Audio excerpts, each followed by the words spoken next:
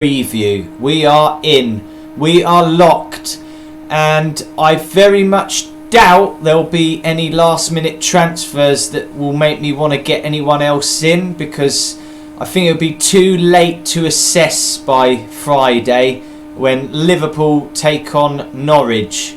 So I don't really want to rush about last minute, so I think this is locked in now. And I know a lot of you watching are going, yeah, right, he's going to change it again. No, this time, seriously not. Unless, you know, Chelsea sign Neymar, which ain't going to happen because they got a transfer ban, so it's unlucky for them. But Arsenal sign a defender, still wouldn't get him in because it's untested. Being an Arsenal fan, their defence has been poor, and that defender would have to adapt anyway. But what I've picked here is players that I know I'm pretty confident can do well. They've already got Premier League form, bar one being Pepe, but he comes with high praise and he really does look like a on fire player this season. So I've pondered and I've thought about it, and the goalkeeper selection's been going round in my head loads and loads, but I'm sticking with Ralph Farman. Day one, Liverpool are going to go gung-ho. They're going to be peppering his goal. He's bound to concede, but really, I thought of all the save points. I think he can pull off a lot of good saves. Hopefully I'm right, obviously. Secondly, I'd like to think that he would play over Tim Krul in goal. If not, I could change it. Then that's a bad time. I looked at other goalkeepers and I didn't really see much potential there at 4.5. I think fair enough, 5 million upwards, 5.5. You obviously got great picks in there. People like Hugo Lloris I think could be great on penalties as well, but I just am not going to put that sort of money into a goalkeeper when I can have it out on field. That's just me. That's my opinion. That's my team. You could disagree. You could want to do different. That's fine. There's nothing wrong with that. It's your squad. And then I've got Harry Maguire, the Man United signing, Mr. Slabhead, Mr. England as well. He's had a great season and he's done well for England. I could see him doing very well this season. Hopefully he comes in and does fantastic. I've gone with him 5.5. I think it's an absolute steal with Maguire. And then Wan-Bissaka next to him, who is my option of getting forward well. Now you look at the fixture and you say Chelsea first. Oh God, they're probably going to concede. They might not. With De Gea in goal, Wan-Bissaka and Maguire is quite a solid unit. I think they will do well. I think they can hold Chelsea out. I could probably even see that game being a 0-0. Neither team scores. But I'd say Man United are more likely to win it. That's just my opinion yet again.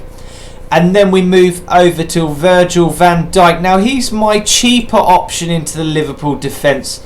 No TAA and no Robertson, who are 7.0. I just could not justify paying that this season. I don't feel that they're going to rack up as many points this season as they did last.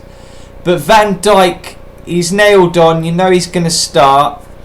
He'll still give you that attacking option in the box. So for me, Van Dijk was a nice pick. I know he's going to play. He'll get clean sheets and could pop up for the odd header and get them goals.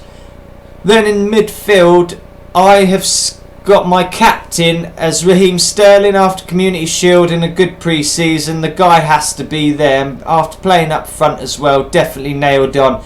Now another thing I've looked at is West Ham have Fabianski. Their goalkeeper is injured, so they'll be bringing in the second choice goalkeeper.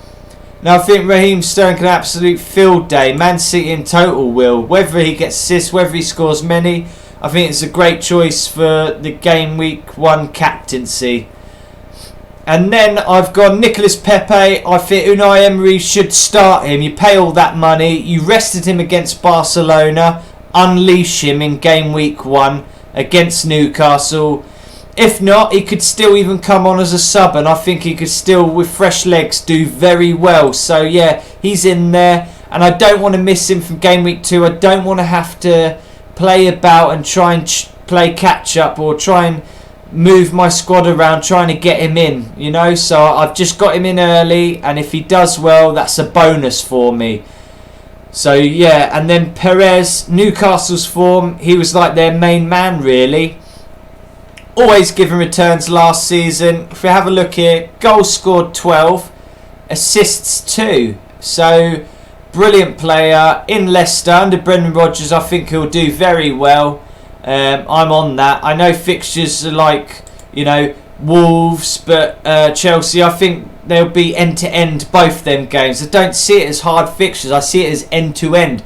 Yes, Wolves could win. Yes, Chelsea could win. But it doesn't mean Leicester can't be just as attacking threat. The other end being a 3-2 game, a 3-1, whatever. There will still be that threat and chances for Iosi Perez and Yuri Tillemans, who is a great assister, in my opinion. 5 in the short space of playing under Rodgers. That was brilliant, really. And to do that this season, he can only get more. He'll have more minutes. He can only do better, in my opinion.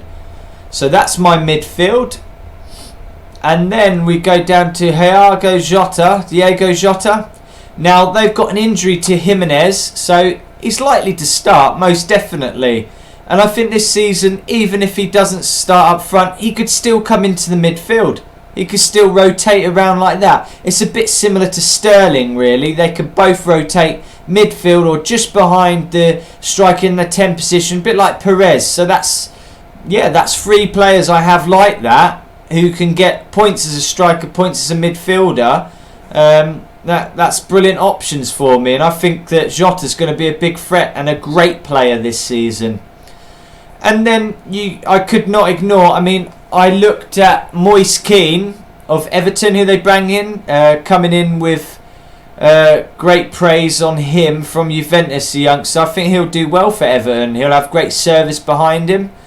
And but I had to opt for Wilson. That price is above Moise Kean. I can keep my eye on Moise Kean, see how he does in the opening game week. And at the moment, Wilson with his 2 fixtures, Sheffield United at home, Aston Villa away, that's fine. Then if I wanted, I could go out, get Moise Kean if he's performing very well, and do a straight swap. For that game week, I'll have a couple of transfers spare, so that's not a problem.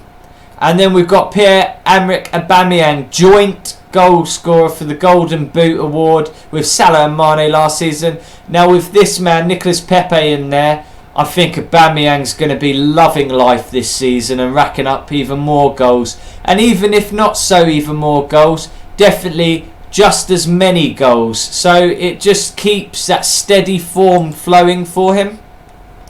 And with Reece Nelson returning as well, who's on my bench, I'm just keeping an eye. It's all bench fodder really here. I mean, Diop there is rotation. If I can have him in and out there, he'll avoid the big 6 all season by rotating him, because West Ham do that. Kelly, just keep an eye on them. I think they've signed Gary Cahill. That'll strengthen their defence a bit. Kelly could be a good option as a replacement, but we'll see there. Not important, because I'm focusing on my outfield players. But Reece Nelson, definitely one that excites me after his great spur at Hoffenheim, watching him in pre-season.